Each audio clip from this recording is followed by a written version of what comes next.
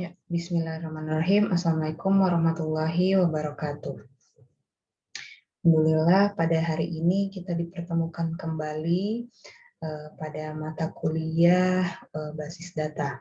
Ya, alhamdulillah puji syukur kita panjatkan kehadirat Allah Subhanahu wa taala sehingga kita masih diberi kesehatan dan kesempatan untuk melanjutkan perkuliahan. Semoga adik-adik semua dalam keadaan sehat walafiat, dijaga kesehatannya sehingga dapat mengikuti perkuliahan dengan lancar. Salawat dan salam kita kirimkan kepada Nabiullah Muhammad SAW sebagai suri tauladan bagi kita semua.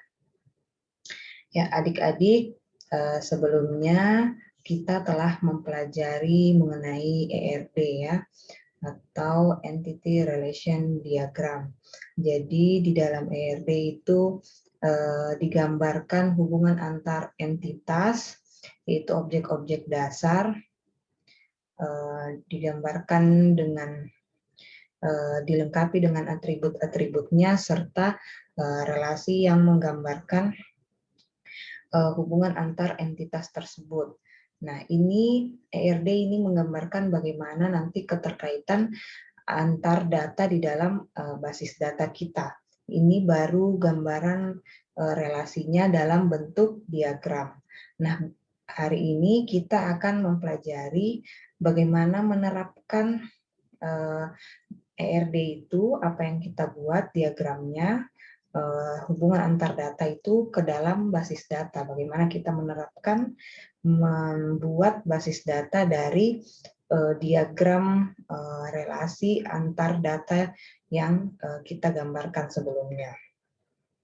Ya, adik-adik silakan di-download materinya. Ya, saya share screen terlebih dahulu.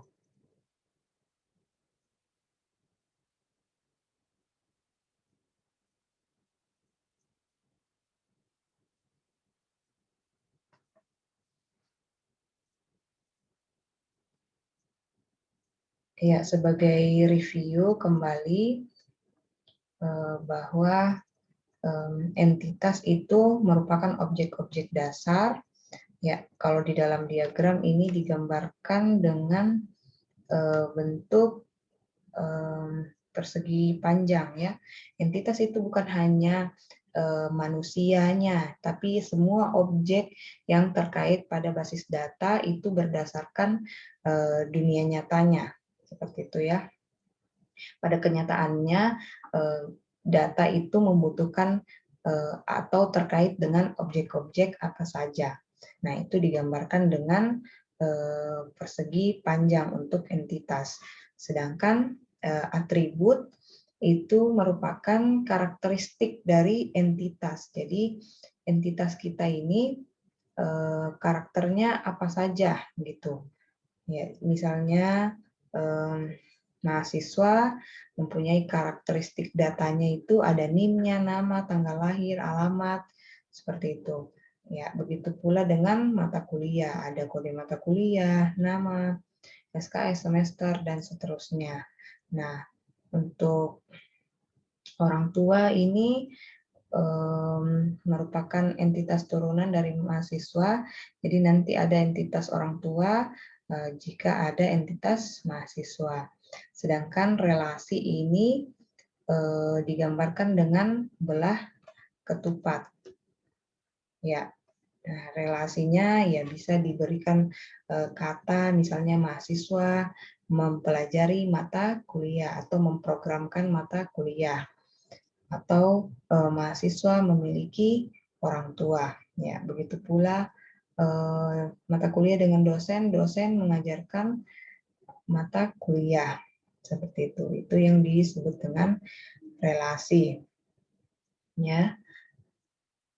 Ya, kemudian bagaimana dari ERD yang kita buat ini diterapkan atau dibuat basis datanya berdasarkan konsep berikut gitu. Jadi sebelum kita membuat basis data atau menerapkan basis data dalam sebuah bentuk basis data bentuk digitalnya misalnya, yaitu dibuat terlebih dahulu konsepnya seperti ini atau ERD-nya atau Entity Relation Diagramnya agar lebih jelas konsepnya nanti keterkaitan antar datanya, kolom-kolom apa saja, tabel-tabel dan kolom-kolom apa saja yang akan dibuat seperti itu sehingga tidak ada lagi yang terlewat atau yang terlupakan jika nanti kita langsung membuat saja tanpa membuat basis datanya saja tanpa membuat ERD-nya gitu. Jadi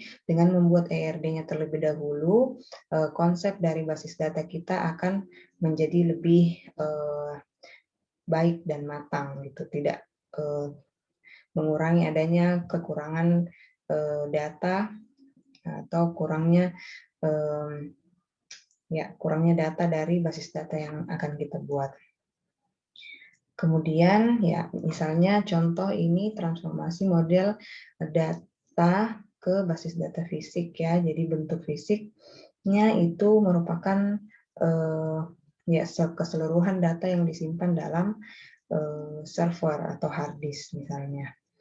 Ya, jadi untuk entitas mahasiswa dengan atribut nama, NIM, tanggal lahir, alamat itu kita ketika kita ingin menerapkannya atau mentransformasinya itu ke dalam bentuk tabel, ini mahasiswa menjadi nama tabelnya, sedangkan atribut-atributnya ini menjadi kolom-kolomnya. Ya, jadi ini mahasiswa menjadi tabel mahasiswa, sedangkan atribut-atributnya ini menjadi kolom-kolomnya. Kemudian NIM ini menjadi atribut primary key-nya gitu. Jadi kita dapat dengan mudah, tidak perlu lagi menerka-nerka, oh tabel mahasiswa ini isinya apa saja kolom-kolomnya. Nah, kita tinggal menerapkan atau mentransformasikan ERD yang kita buat ke dalam bentuk tabel. Sudah jelas tabelnya apa dan kolom-kolomnya apa saja. Ya, begitu pula untuk entitas mata kuliah menjadi tabel mata kuliah. Atribut-atributnya itu ditransformasikan ke dalam bentuk kolom. Sedangkan kode mata kuliah ini menjadi primary key-nya. Ya, seperti ini pula untuk dosen. Ya, ada tabel dosen dan atribut dosen dibuat dalam bentuk kolom. Ya, seperti itu, mudah ya. Ya, kemudian nah, ketika sudah ada relasi satu ke satu misalnya dosen mengepalai jurusan. Nah, jadi adik-adik kita telah mengetahui sebelumnya bahwa basis data ini merupakan sekumpulan data yang saling terhubung dan diorganisasikan sebagaimana mestinya sehingga dapat diakses dengan mudah dan cepat. Nah, sekumpulan data ini dihubungkan atau diorganisasikan, jadi data ini saling terkait gitu. Jadi ada relasinya. Nah, apa pengaruhnya relasi ini? Ya, misalnya seperti ini. Jadi ada tabel dosen itu mempunyai relasi dengan tabel jurusan. Nah, agar tabel dosen ini terkait dengan jurusan, agar kita mengetahui dosen A misalnya mengajar ke jurusan A, nah makanya di tabel jurusan ini dimasukkan ID dosen, ya. Kita masukkan primary key dari entitas dosennya, ya, sehingga nanti di tabel jurusan kita mengetahui bahwa kode jurusan A ini ya dikepalai oleh kode dosen atau NIDN dosen atau ID dosen, itu bergantung pada nama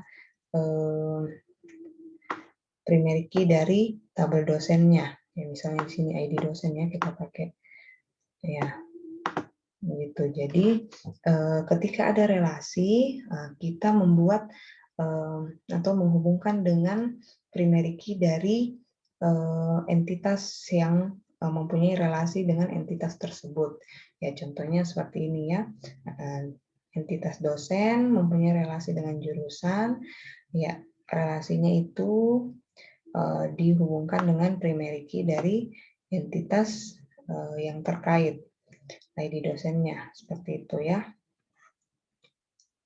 Ya, kemudian contohnya juga ini relasi satu ke banyak, dosen mengajarkan banyak mata kuliah.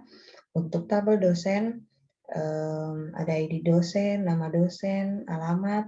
Sedangkan untuk tabel mata kuliah, selain atribut-atribut mata kuliah ini yang dimasukkan menjadi tabel di dalam tabel menjadi kolom di tabel mata kuliah, dimasukkan pula ID dosen. Ya, karena mengapa kita memasukkan ID dosen ya agar kita mengetahui bahwa kode mata kuliah ini itu diajarkan oleh dosen siapa gitu berdasarkan ID dosennya gitu. Jadi itu yang membuat antar data itu saling berhubungan atau terkait.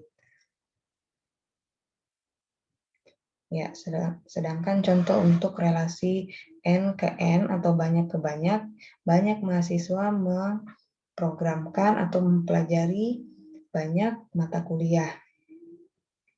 Nah, dari keterkaitan ini muncullah indeks nilai dari mahasiswa memprogramkan mata kuliah itu mahasiswa akan mendapatkan nilai, sehingga nilai ini menjadi suatu objek dasar juga gitu. Jadi selain mahasiswa, entitas mahasiswa dan atribut-atributnya ini menjadi kolom, kemudian tabel mata kuliah untuk entitas mata kuliah dengan kolom-kolomnya, atribut-atributnya yang menjadi kolom. Nah, kemudian untuk membuat relasinya itu dibuatlah tabel baru, yaitu tabel nilai.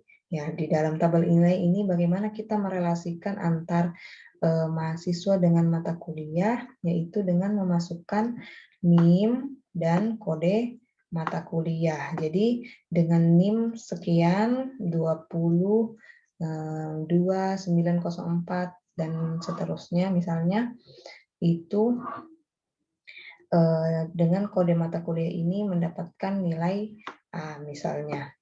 Ya, gitu. Jadi dengan adanya primary key dari entitas yang dihubungkan itu kita dapat membuat data dengan pasti, maksudnya tidak tertukar di mana yang mendapatkan nilai dari mata kuliah apa, gitu.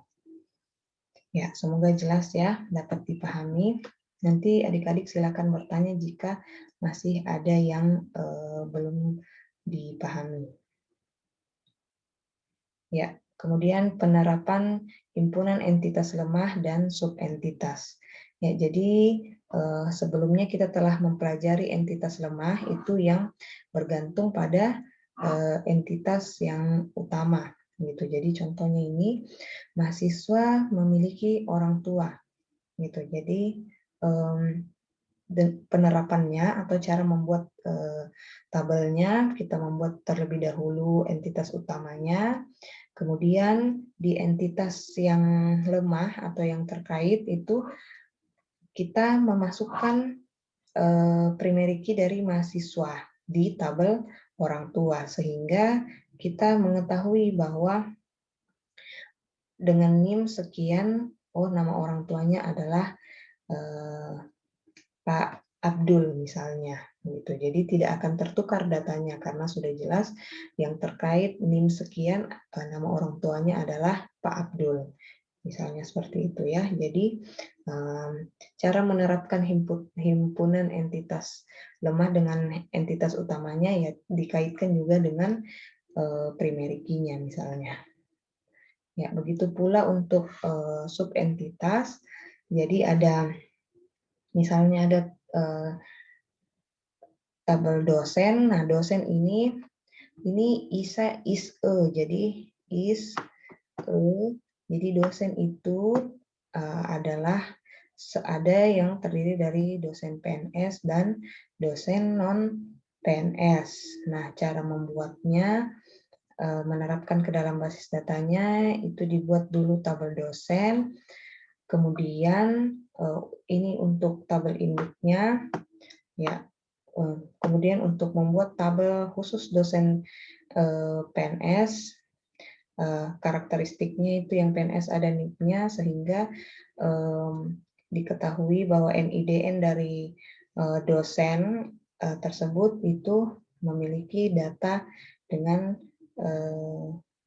NIP sekian, pangkat dan tanggal masuk dan seterusnya ya gitu. Jadi dikaitkan hubungannya antar dosen dan dosen PNS itu ditandai dengan diketahui dengan NIDN-nya. Begitu pula untuk dosen non PNS. Ya. Kemudian bagaimana menerapkan relasi tunggal? Jadi relasi tunggal ini ya yang terkait dengan entitas itu sendiri, misalnya tabel dosen, dosen mendampingi atau membimbing, dosen senior membimbing dosen baru misalnya, tapi dosen ya sama-sama statusnya sebagai dosen.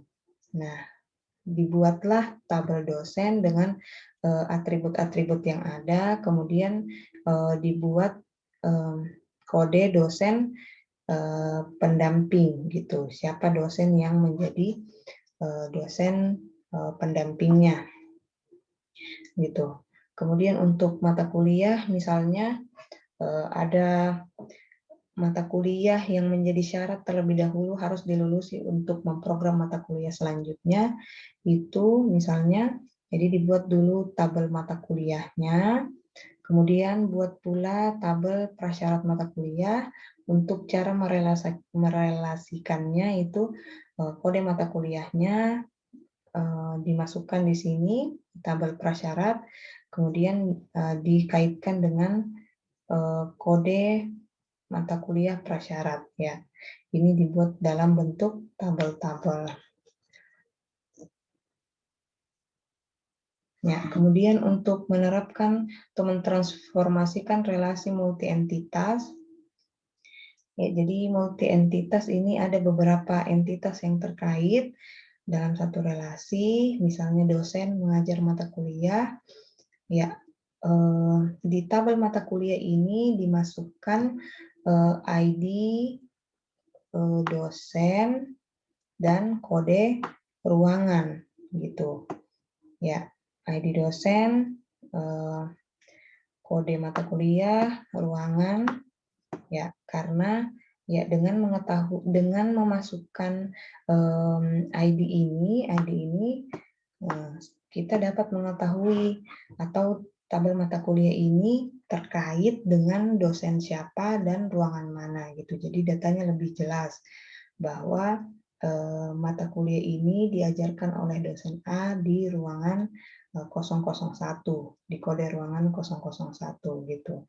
Kalau datanya saling berelasi seperti ini, lebih dari satu entitas. Ya, sedangkan untuk penerapan relasi ganda, ya ada lebih dari satu relasi antar entitas, ya dibuat seperti ini ya. Jadi dibuat tabel dosen dengan atribut-atributnya menjadi tabel dan kolom.